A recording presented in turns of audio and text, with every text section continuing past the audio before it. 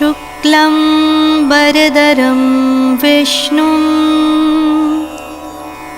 शशिवर्णं चतुर्भुजं प्रसन्नवदनं ध्यायेत् सर्वविघ्नोपशान्तये।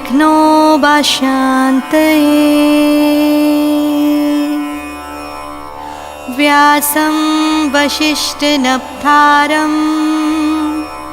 सक्ते पौत्रमकल्मषम्।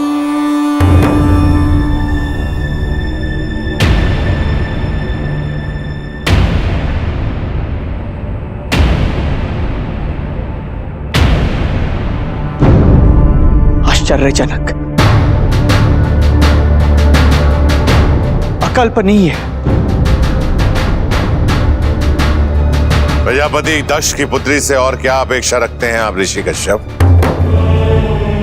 देखिए सती भगवान विष्णु के नाम का पाठ कर रही है। इससे अधिक आश्चर्यजनक और क्या हो सकता है?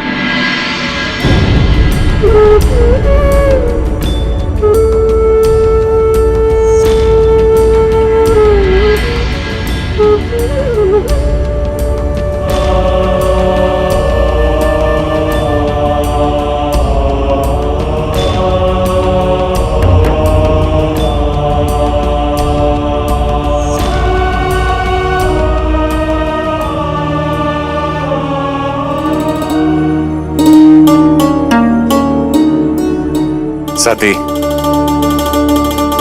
आज तुमने मेरा मन प्रसन्नता से भर दिया।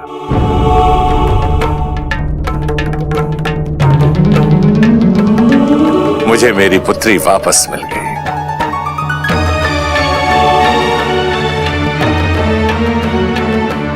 ऋषि भृगु, नगर के सभी ब्राह्मणों को बुलाएं और उनसे कहिए आज प्रजापति दक्ष से उन्हें मनचाहा दान मिलेगा।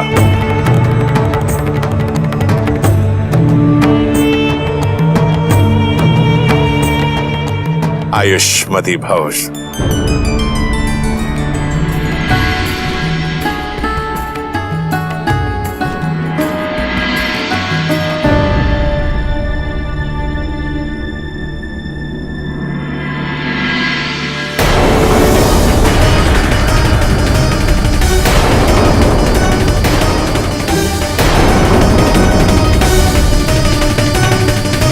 हे विष्णु भगवान, अब फिर कोई और अनर्थ तो नहीं होने वाला है।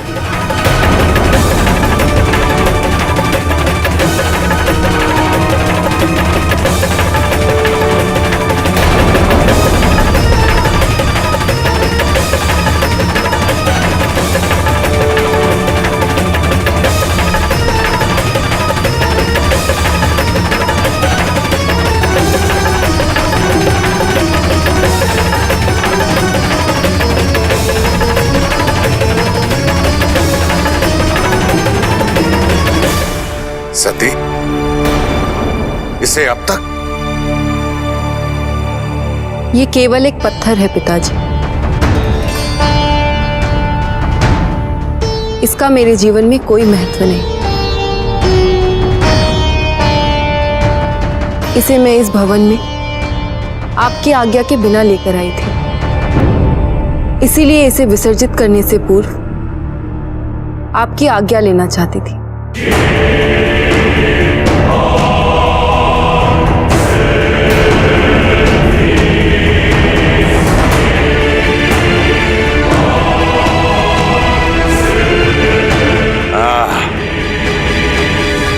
अब तुम पूरी तरह से बन गई हो दक्ष की पुत्री दक्षायनी।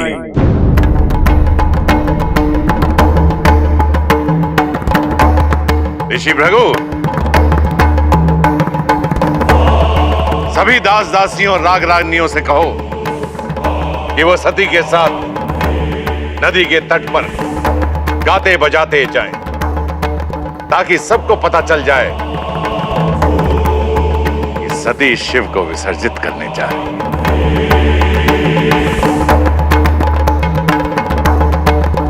इसकी कोई आवश्यकता नहीं है पिताजी। इस शिवलिंग को मैं अकेले ही विसर्जित करना चाहती हूँ। जैसी तुम्हारी इच्छा। जाओ, जाकर इस पत्थर को विसर्जित कर दो।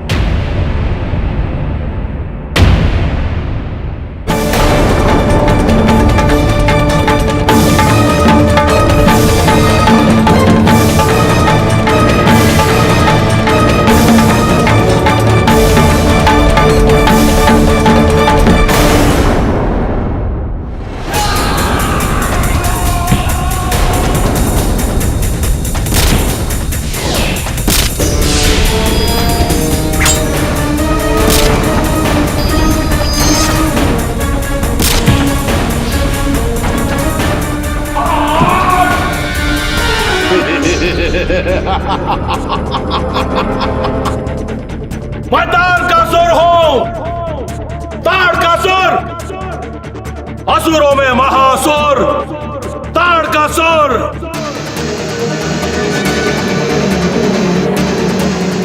मैं अजर अमर हूं, मुझे मारा नहीं जा सकता।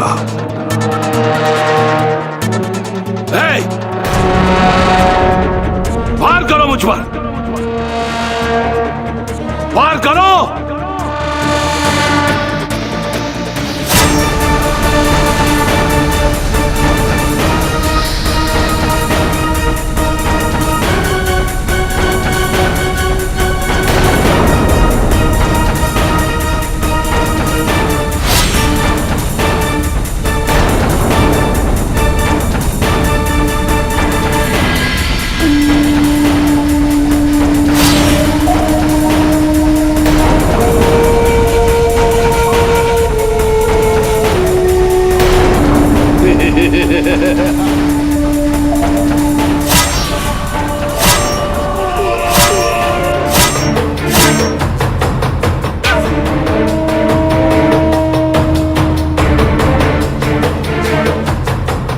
असुरों में महासुर,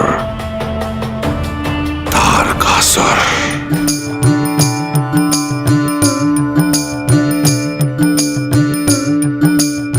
प्रणाम देवर्षि। नारायण नारायण। देवर्षि नारद का एक असुर के भवन में आगमन, मैं अचंभित हूं। तारकासुर, मेरा तो कार्य ही है सबकी भलाई चाहना। एक शुभ समाचार मिला था, सोचा तुम्हें भी देता चलूं। शुभ समाचार? कैसा शुभ समाचार? तारकासुर, तुम तो महादेव के बड़े भक्त हो ना? हाँ, एक बार मैंने उनकी तपस्या की थी। बड़े भोले हैं हमारे शिव शंभू भोलेनाथ। हाँ हाँ, वो तो हैं। और अब शुभ समाचार ये है कि वो अब अपना वैराग त्यागने जा रहे हैं। तो इसमें मेरे लिए कैसा शुभ समाचार? अरे, हर शिव भक्त के लिए ये शुभ समाचार ही तो है कि शिव अपना वैराग त्याग कर अब विवाह करने जा रहे हैं। अरे वाह! तो क्या उन्होंने अपने विवाह का निमंत्रण भेजा है मेरे लिए? हाँ, निमंत्रण ही समझो, विवाह का ना सही, मृत्यु का।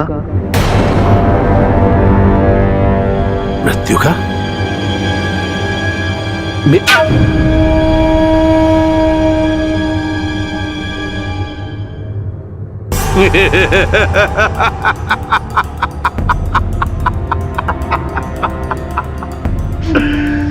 देवर्षि नारद, कदाचित आप भूल रहे हैं कि हम तारकासुर हैं और तारकासुर अजर अमर है। भूल तो तुम रहे हो तारकासुर। तुमने शिव से वरदान मांगा था कि तुम्हारी मृत्यु केवल शिवपुत्र के हाथों ही हो। प्रजापति दक्ष की पुत्री सती से शिव का विवाह हुआ नहीं। शीघ्र ही शिवपुत्र का आगमन निश्चित है। अर्थात अब तो कदापि नहीं। मैं उस शिव और सती का विवाह होने ही नहीं दूंगा। मार डालूंगा उस सती को।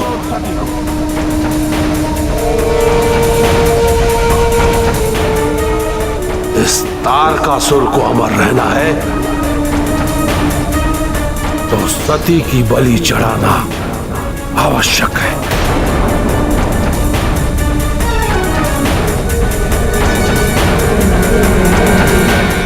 असुरराज, मेरा तो कार्य था आपको सावधान करना, सो मैंने किया। सहायता के लिए धन्यवाद देवर्षि। काल पर मेरी विजय की शुभ सूचना आप तक अतिशीघ्र पहुंच जाएगी। उस सती को मारने का शुभ कार्य मैं अपने हाथों से करूंगा।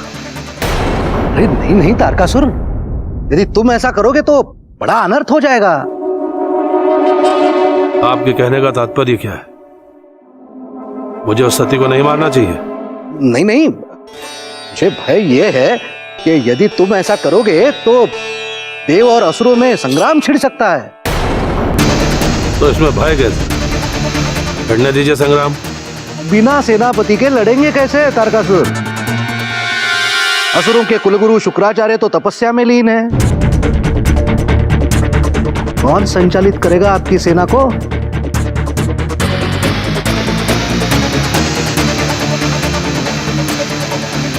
और एक नारी को मारने का कार्य आप स्वयं करें, यह तो महाबली तारकासुर को शोभा कहां देता है।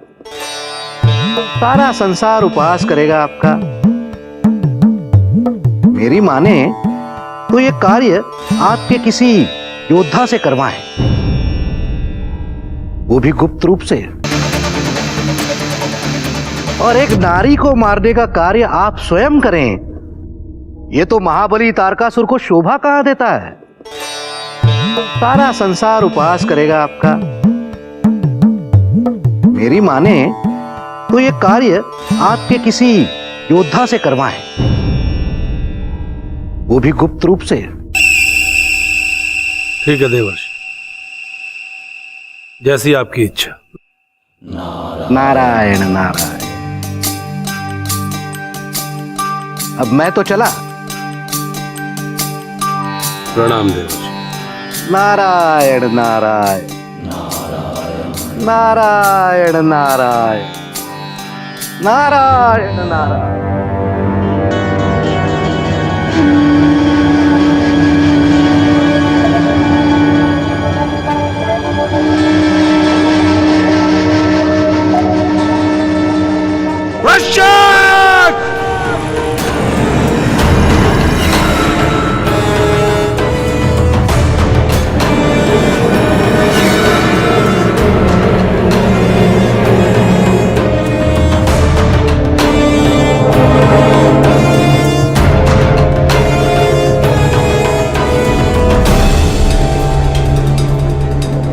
मुझे सती की मृत्यु का शुभ समाचार चाहिए।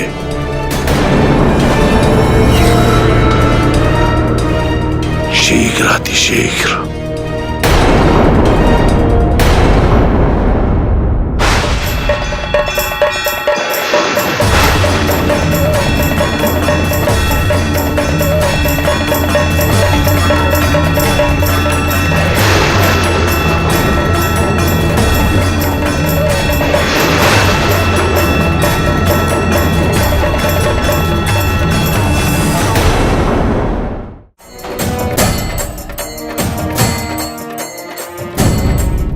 क्या तुम विक्षिप्त हो गई हो या फिर पिताजी की तरह अहंकारी बन गई हो, या फिर शिव द्वारा हुए अपने प्रेम के तिरस्कार का प्रतिशोध लेना चाहती हो? क्यों क्यों कर रही हो शिवलिंग का विसर्जन? ये पाप मत करो, इस अनर्थ को होने से रोक लो सती।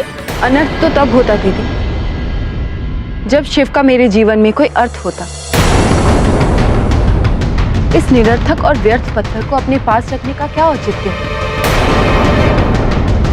इसका मेरे हाथों विसर्जित होना इसकी नियति है। इतनी निष्ठुर मत बनो सती।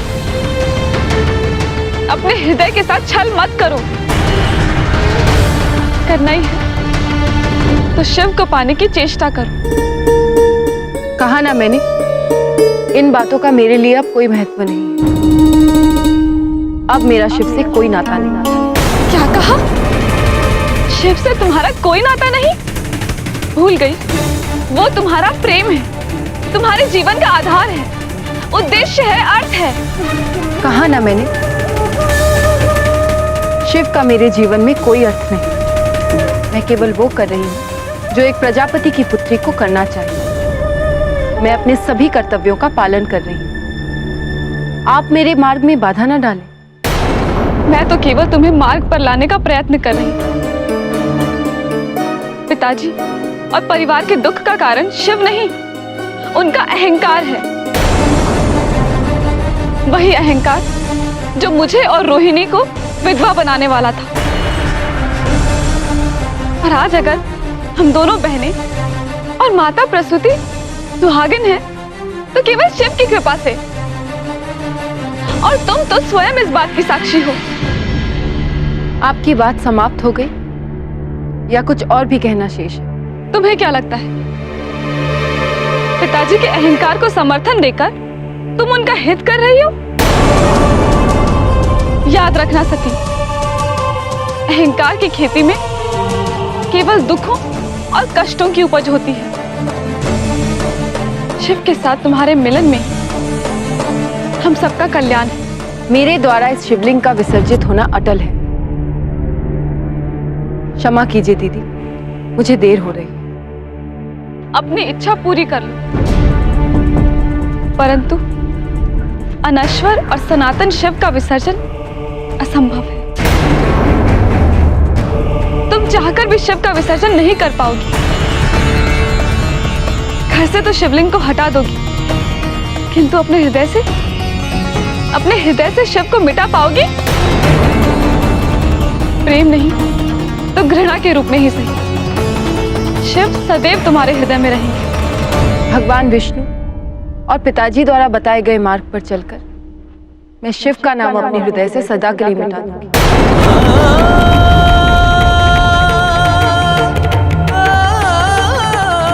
मुझे देर हो रही है दीदी, मैं चलती हूँ।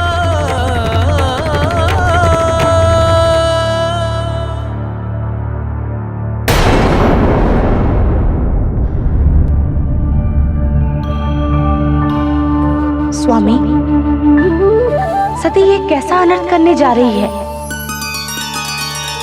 जिस सती का जन्म शिव से मिलन के लिए हुआ है, जिस सती की पूजा से शिव का श्राप मिट गया है, वो सती जाने अनजाने में अपने आधे अस्तित्व को विसर्जित करने जा रही है। बड़े ही अनचाहे और दुखदाई मोड़ पर आ गई है सती और शिव की प्रेम कथा। अब इस कथा को केवल आप संवार सकती हैं प्राण प्रिय। एक नारी ही दूसरी नारी की व्यथा को समझ सकती और उसकी व्यथा का निदान भी कर सकती है। स्वामी, मैं प्रयास करूंगी, परंतु एक बात मैं आपसे अवश्य कहना चाहूंगी। आदि शक्ति ने सती के रूप में जन्म लिया है, परंतु सती अभी पूरी तरह से आदि शक्ति बनी कहाँ है। सती तो मनुष्य की योनि की सीमाओं से बंधी हुई वो किशोरी हैं, जिन्होंने अभी अभी बालावस्था को लांघकर यौवन में अपना पहला चरण रखा है। तो स्वामी, हम एक साधारण कन्या से आदि शक्ति के महान आचरण की ही अपेक्षा क्यों कर रहे हैं? सती व्यक्तिगत प्रेम और शाश्वत प्रेम में अंतर कैसे समझ सकती हैं? जिस मय के साथ मानव शरीर का निर्माण होता है, उस मय से सती स्वयं को कैसे दूर रख सकती हैं? यही तो सारी दुविधाओं की जड़ है देवी। यदि सती मनुष्य की सीमा में बंधी ना होती तो शिव उन्हें स्वीकार ना कर लेते। माना सती अपनी सीमाओं से बंधी हुई है, परंतु शिव तो सभी सीमाओं के बंधन से मुक्त है ना स्वामी। यदि सती अपनी सीमा नहीं लांघ सकती, तो क्या शिव अपने अर्धांगिनी के लिए उनकी सीमा में आकर उन्हें अपना नहीं सकते? मुझे तो लगता है कि शिव को यदि सती को पाना है, तो उन्हें स्वयं सती के पास जाना होगा। आपके सभी प्रश्नों के उत्तर केवल आने वाला कल दे सकता है देवी, और समय के गर्भ में क्या छिपा है ये कोई नहीं जानता।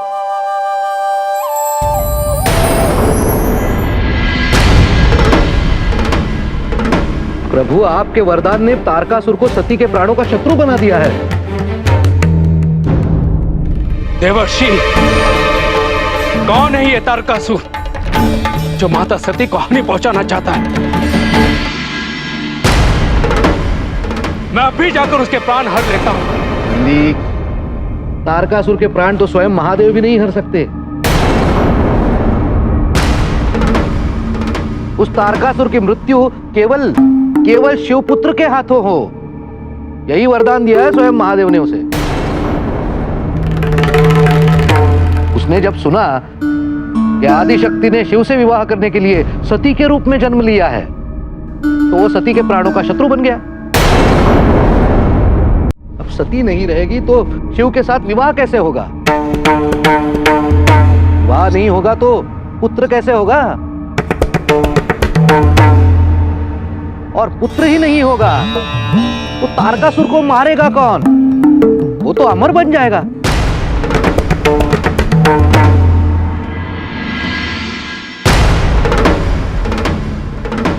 अब समझा, अब मैं समझ गया कि आप माता सती से विवाह क्यों नहीं करना चाहते, क्योंकि आप अपने भक्त तारकासुर को मृत्यु से बचाना चाहते हैं ना महादेव। इतना भी क्या भोला बनना, बोले ना, एक भक्त के लिए परिवार का त्याग, ये अनुचित है महादेव, ये अनुचित है। तुम गलत समझ रहे हो नंदी। मैंने तारकासुर को वरदान दिया था क्योंकि वो उसका अधिकार था, हल था उसकी तपस्या का। उसने जो मांगा था उसे वो देने से मैं स्वयं को रोक नहीं सकता था, परंतु मेरे वरदान का मेरे विवाह से, सती से कोई संबंध नहीं।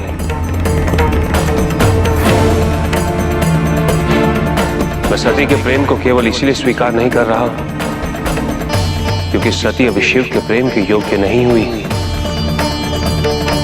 परंतु प्रभु, उसे इस योग्य बनाना आप ही का उत्तरदायित्व है। मत भूलिए प्रभु, मिट्टी घड़ा बनने योग्य नहीं होती, कुम्हार उसे उस योग्य बनाता है। परंतु प्रभु, आपने सती का तिरस्कार कर उसका कोमल हृदय ही तोड़ दिया, और अब उसका परिणाम यह सामने आ रहा है कि सती स्वयं अपने हाथों से शिवलिंग का विसर्जन करने जा रही है। क्या? माता सती और शिवलिंग का विसर्जन? हाँ, प्रभु के तिरस्कार ने सती को ऐसा पत्थर बना दिया है कि उसके लिए शिवलिंग भी केवल एक पत्थर है। अब महादेव, इस अनर्थ को होने से रोक दीजिए। माता सती के हाथों शिवलिंग का विसर्जन इस अनर्थ को होने से रोक दीजिए महादेव। नहीं नंदी, यदि सती की यही इच्छा है तो उसे उसकी इच्छा पूरी करने दो। मैं उसकी इच्छा के बीच में नहीं आऊंगा। नहीं महादेव, आप तो भगवान हैं। आप क्या जाने भक्त की पीड़ा क्या होती है। आप इस वक्त से पूछिए महादेव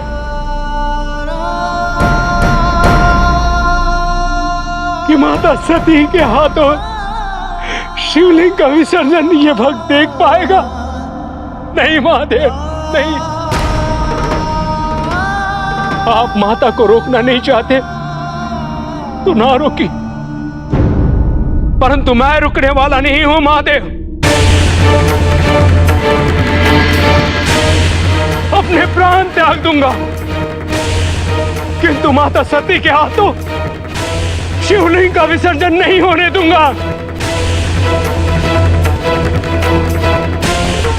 नहीं होने दूंगा, नहीं होने दूंगा। प्रभु, प्रभु, नंदी सती को शिवलिंग विसर्जित करने से तो रोक देगा, परंतु तारकासुर के दैत्य से सती की रक्षा कैसे कर पाएगा?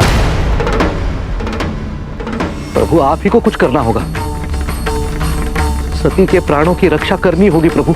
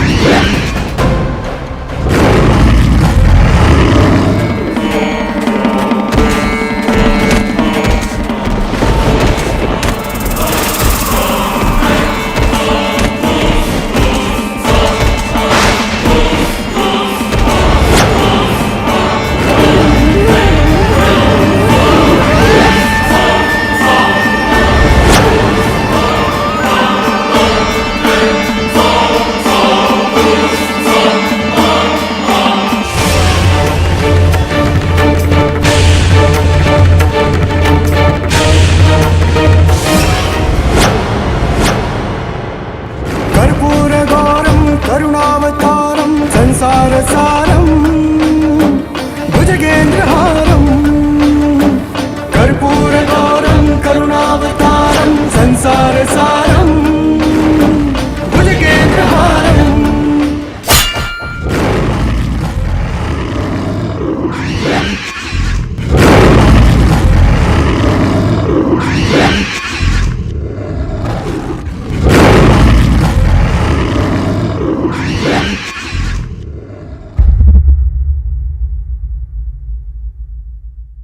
सदा वसन्तं हृदयारविन्दे सदा वसन्तं हृदयारविन्दे भवं भवानी सहितं नमामि भवं भवानी सहितं नमामि।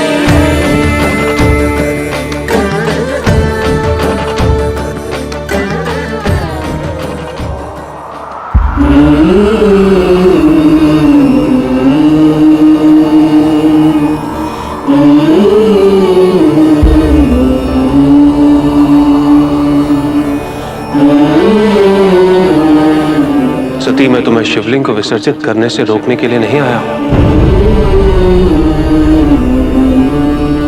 अधिकार कहाँ है आपको मुझे रोकने का? होते कौन है आप मुझे रोकने वाले?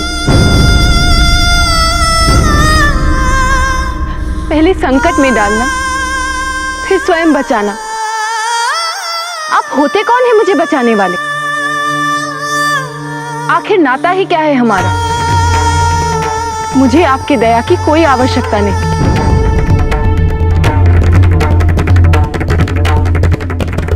जानती हूं, दक्षायनी हूं, 5 तत्वों से बने इस शरीर की सीमा में बंधी हूं।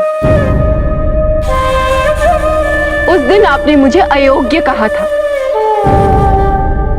परंतु आज ये सती शिव को अपने लिए अयोग्य पाती है। शिव मेरे लिए पत्थर है, केवल पत्थर, जिसका स्थान ना तो मेरे हृदय में है, ना ही मेरे घर में। एक ऐसा पत्थर जो केवल विसर्जन के योग्य है। सती, मैं तुम्हारी पीड़ा को समझ सकता हूं, परंतु मैं पीड़ा तो तब थी जब मैं भ्रमित थी, किंतु आज हृदय में भ्रम टूटने की शांति है। एक और बात याद दिलाना चाहती हूं। इस प्रकार बार बार एक संस्कारी कुल की कन्या का किसी परपुरुष से मिलना या वार्तालाप करने को प्रजापति दक्ष के समाज में निंदा की दृष्टि से देखा जाता है। आप शमशान के उस पार हैं और मैं इस पार।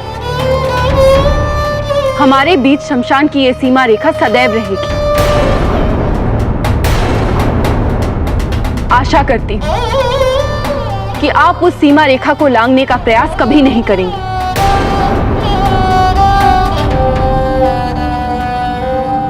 मैं जीऊं या मरूं, इसका अब आपसे कोई नाता नहीं।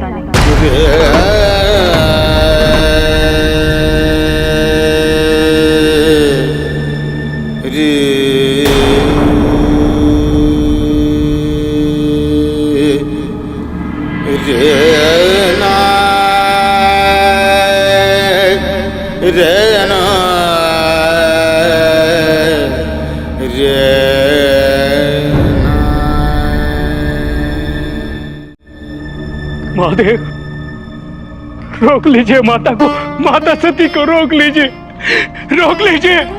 माँ,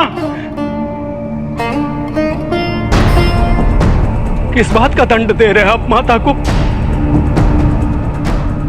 माता इतने दुख में है और आपको उनके प्रति तनिक भी सहानुभूति नहीं है। क्यों महादेव, क्यों? मैं पशु हूं, परंतु मैं इतना तो अवश्य जानता हूं महादेव कि ये सब आपके उपेक्षा के कारण ही हो रहा है। हाँ महादेव, आपकी उपेक्षा के कारण कितना सहती मेरी माता, पल पल हर बार आपकी उपेक्षा, आपका तिरस्कार सहती रही। महादेव, कदाचित आपके तिरस्कार ने माता को पत्थर बना दिया, परंतु महादेव, उस पत्थर की कठोरता के अंदर अथाह जल शेष है। यदि आपकी इच्छा हो महादेव, तो प्रेम का झरना फिर से फूट सकता है। रोक लीजिए माता को, महादेव रोक लीजिए। यह असंभव है नंदी। यह असंभव नहीं है महादेव, असंभव नहीं है। आप उनके समक्ष जाकर अपने प्रेम को स्वीकार तो कीजिए। मुझे पूर्ण रूप से विश्वास है कि माता की कठोरता क्षण भर में ही समाप्त हो जाएगी और वो साथ आपके साथ कैलाश आ जाएगी।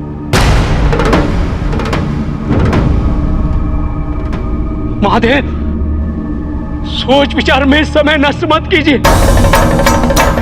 रोकिए, रोकिए महाजी। माता सती के हाथों शिवलिंग का विसर्जन होने से रोकिए, इस अनर्थ को होने से रोकिए महादेव, रोकिए। महादेव, मैं जा रहा हूं माता सती को रोकने के लिए। मैं चाहूंगा महादेव, मैं चाहूंगा।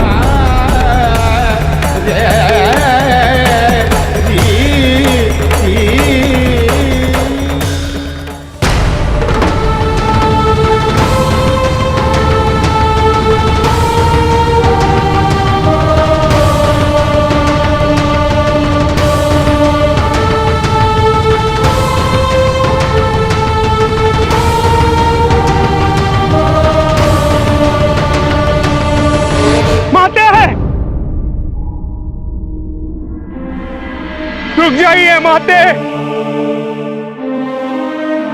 माता रुक जाइए, रुक जाइए माता, रुक जाइए। मुझे पहचाना माता? मैं नंदी हूं। मैं जानता हूं कि आप महादेव से बहुत ही रुष्ट हैं, किंतु माता मैं ये भी जानता हूं कि मेरे महादेव एकदम भोलेनाथ है। दिखते हैं वैरागी रुखे, किंतु उनका हृदय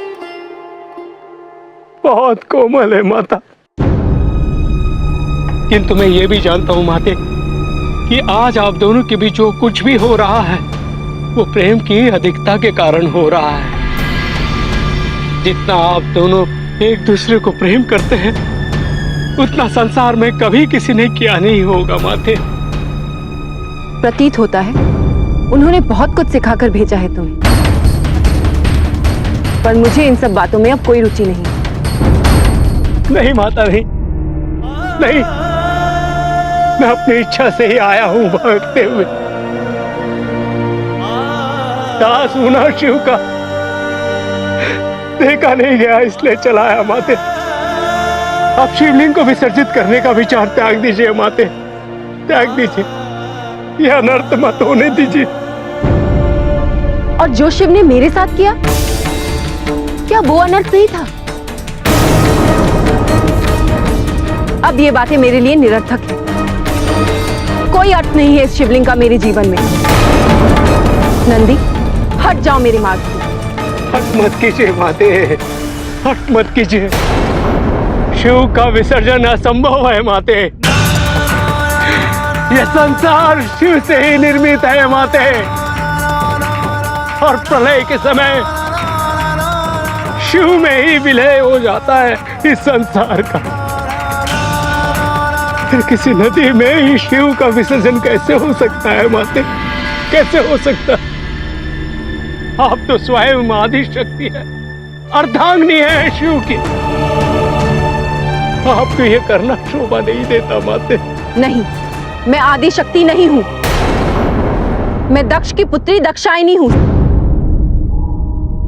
नहीं माते, आप इस समय बहुत क्रोध में हैं और क्रोध में किया हुआ कार्य सर्वदा पश्चाताप का कारण बनता है माते।